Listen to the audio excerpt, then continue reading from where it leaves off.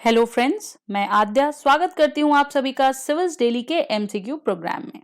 तो इस प्रोग्राम में आज हम देखेंगे कुछ इंपॉर्टेंट एमसीक्यूज जिनका ताल्लुक करंट अफेयर्स के साथ साथ स्टैटिक पोर्शन से भी है।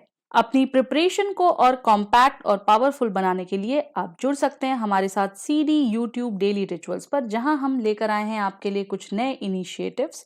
जैसे कि प्रीलिम्स को टारगेट करते हुए हमारा प्रोग्राम है एमसीक्यूज, जिसमें हम स्ट्रैटेजी और एक्सप्लेनेशन की बात करते हैं, और प्रीलिम्स और मेंस दोनों को कवर करते हुए हमने 4 इनिशिएटिव्स आपके लिए निकाले हैं, जिसमें सबसे पहले है ब्रेकिंग न्यूज या बर्निंग इश्यूज, दूसरे नंबर पे है हमारा एडिटोरियल एंड ओपेड एनालिसिस, तीसरे नंबर पे हमारा है specific current affairs analysis, and lastly it is explainers, जिसमें हम insight and analysis of the topic देते हैं।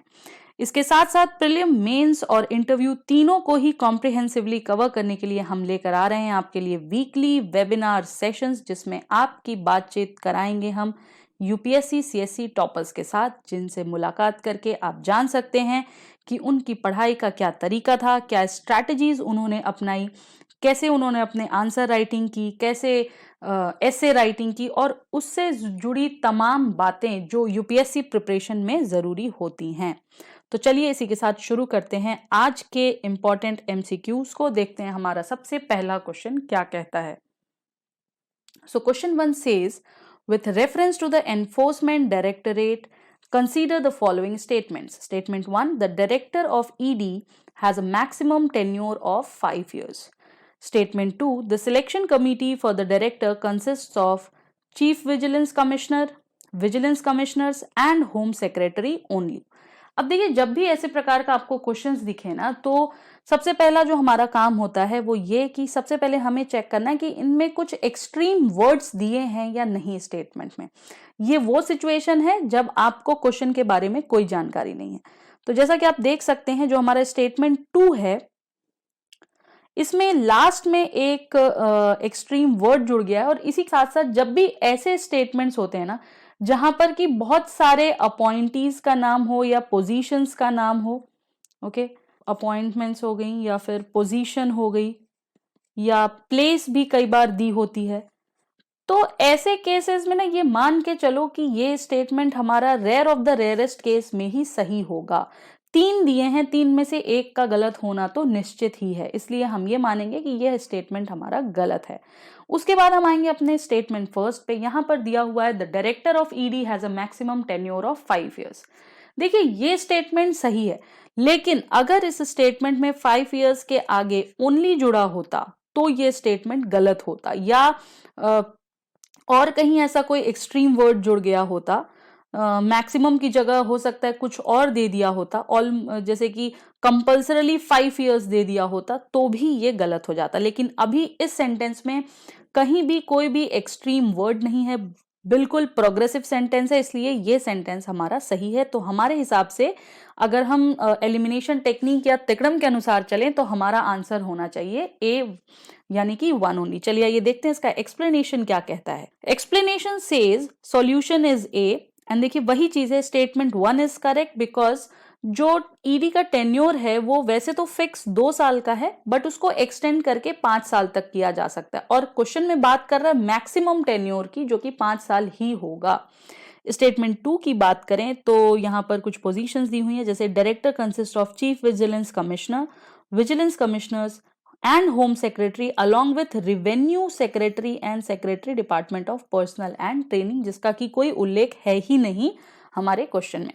चलते हैं अपने दूसरे क्वेश्चन की तरफ। हमारा दूसरा क्वेश्चन कहता है, consider the following statements regarding Jim Corbett national park. अभी हाल में wildlife sanctuaries, bird sanctuaries और नेशनल पार्क्स का जिक्र आया था, इसलिए मैंने ये क्वेश्चन वहां से रिलेट करके डाला है। क्वेश्चन 1 कहता है, Jim Corbett national park was the first to come under the project tiger initiatives. Okay, statement 2 says Jim Corbett National Park is a national park and tiger reserve that completely encompasses the Shivaliks near the foothills of Himalayas.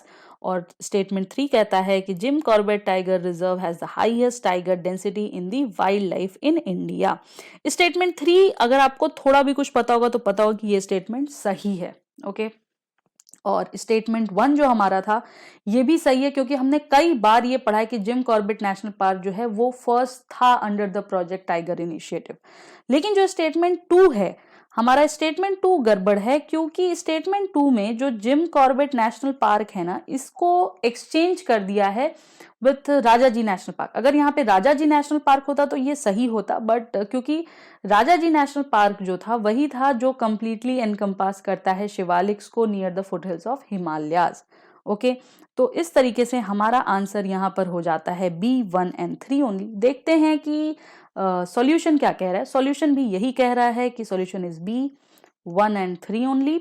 Gym Corbett national park जो है वो India का है, नैनीताल में situated है, और this is the first national park in India. It was established in 1936 during the British Raj.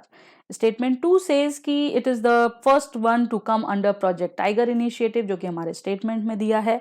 And third one, जैसा मैंने आपको बताया था, राजाजी नेशनल पार्क को एक्सचेंज कर दिया गया है जिम कॉर्बेट नेशनल पार्क से। ठीक है, चलिए आगे बढ़ते हैं, देखते हैं क्वेश्चन 3 क्या है। क्वेश्चन 3 है related to national family health survey, जो कि मैंने बहुत एक्सटेंसिवली और बहुत डिटेल में कवर किया है, और इसके साथ साथ सिद्धार्थ सर ने भी इसको कवर किया है अपने एडिटोरियल एनालिसिस में। ठीक है, तो ये क्वेश्चन ये आप लोगों के लिए है ये क्वेश्चन आपके लिए एज अ होमवर्क है।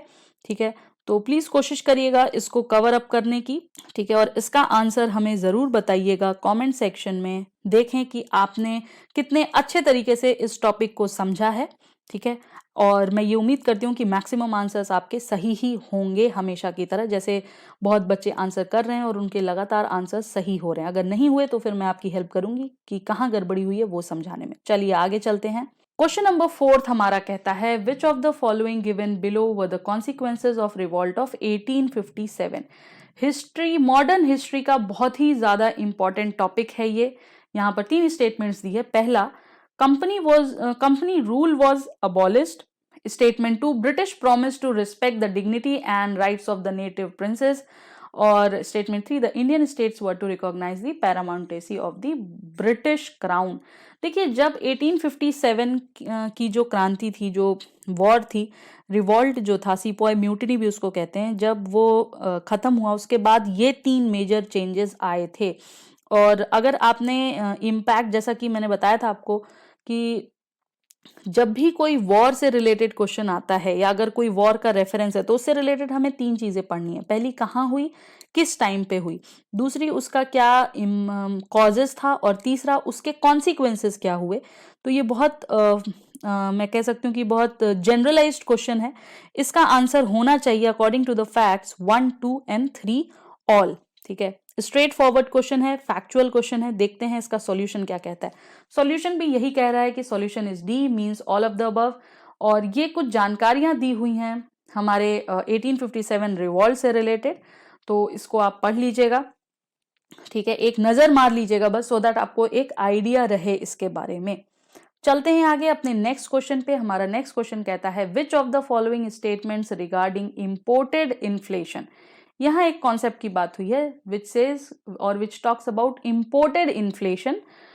ठीक है, इससे जो रिलेटेड स्टेटमेंट्स हैं कि when the general price level rises in a country because of the rise in prices of imported commodities, inflation is termed as imported. ठीक है, समझ रहे हैं आप। एक तरह से डिफाइन करने की कोशिश किया कि जब जनरल प्राइस लेवल राइज होता है किसी देश में because of the rise of imported commodities, जो कमोडिटीज हमने इंपोर्ट की हैं उसकी वजह से, तो उस इन्फ्लेशन को हम इंपोर्टेड इन्फ्लेशन कहते हैं। ऑलमोस्ट बिल्कुल सही डेफिनेशन लग रही है मुझे। दूसरे स्टेटमेंट पे आते हैं, the weakening of the domestic currency may lead to imported inflation in the country. Absolutely correct है ये स्टेटमेंट भी, क्योंकि जब डोमेस्टिक करेंसी जो है वो वीक होगी, ठीक है, तभी इंपोर्टेड इन्फ्लेशन है। क्योंकि अगर हमारी डोमेस्टिक करेंसी वीक हो गई तो और हम दूसरे देश से प्रोडक्ट इंपोर्ट कर रहे हैं तो हमें ज्यादा अमाउंट पे करना पड़ेगा, यानी महंगाई आएगी। इसलिए यहाँ पर ये स्टेटमेंट भी सही है। तो मेरे हिसाब से तो answer should be C, both 1 and 2। Let's see what the solution says. Solution भी यही कहता है कि C is the correct answer. Both of the statements are correct because when the general price level rises in a country due to rise in prices of imported commodities, inflation is termed as imported, and This inflation may also rise up due to depreciation of the domestic currency. Means depreciation of domestic currency का मतलब हो गया weakening of domestic currency, जो कि हमारा statement में दिया है. And this pushes up the landed रूपी कॉस्ट ऑफ इंपोर्टेड आइटम्स. और फिर जब हमने आइटम्स इंपोर्ट किए हैं उनका प्राइस जो है ये बढ़ा देता है. तो यहाँ हमारे आज के क्वेश्चंस खत्म होते हैं. कोशिश करिएगा कि मैंने जो आपको क्वेश्चन दिया है उसका आंसर हमें बताने की, क्योंकि वो टॉपिक हमने डिटेल में कवर किया था अपने करंट अफेयर्स में एज वेल एज अपने एडिटोरियल में भी. इन केस अगर आपको जानकारी नहीं है तो प्लीज जाके आप जिस दिन NFHS न्यूज में था उस दिन का देखेंगे. ज्यादा नहीं, 2-3 दिन पहले की ही खबर होगी, वो आप प्लेलिस्ट में जाकर चेक कर सकते हैं. And thank you so much for watching us, for staying with us, and please continue to answer yourself. Also, to download the PDF, you can click on the समन्वय link, fill the form, and आप PDF भी download कर सकते हैं. Also, अगर आपने अभी तक हमें सब्सक्राइब नहीं किया है तो फटाफट से सब्सक्राइब करें और बेल आइकन प्रेस करना ना भूलें, क्योंकि इससे आपको टाइम टू टाइम नोटिफिकेशन मिलती रहेगी जैसे जैसे हमारे प्रोग्राम्स लाइव होते रहेंगे. Thank you so much guys. जय हिंद, जय भारत.